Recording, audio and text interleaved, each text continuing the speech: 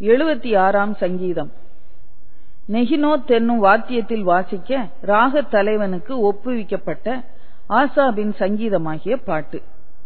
யூதாவில் தேவன் அறியப்பட்டவர், இஸ்ரவேலில் அவருடைய நாமம் பெரியது.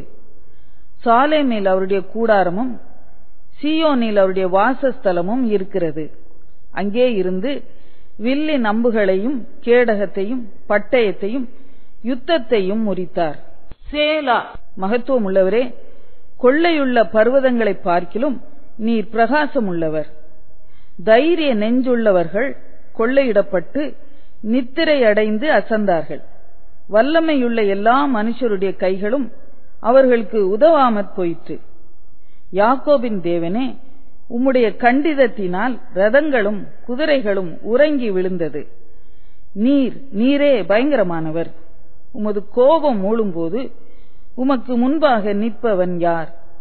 நியாயம் விசாரிக்கவும் பூமியில் சிறுமைப்பட்டவர்கள் யாவரையும் ரட்சிக்கவும் தேவரீர் எழுந்தருளின போது வானத்திலிருந்து நியாய தீர்ப்பு கேட்க பண்ணினீர். பூமி பயந்து அமர்ந்தது. சேலா. மனுஷனுடைய கோபம் உமது மகிமையை விளங்க பண்ணும். மிஞ்சும் கோபத்தை நீர் அடக்குவீர். பொருத்தனை பண்ணி அதை உங்கள் தேவனாகிய கர்த்தருக்கு நிறைவேற்றுங்கள். அவரை சூழ்ந்திருக்கிற அனைவரும் பயங்கரமானவருக்கு காணிக்கைகளை கொண்டு வர கடவர்கள். பிரபுக்களின் ஆவியை அடக்குவார். பூமியின் ராஜாக்களுக்கு அவர் பயங்கரமானவர்.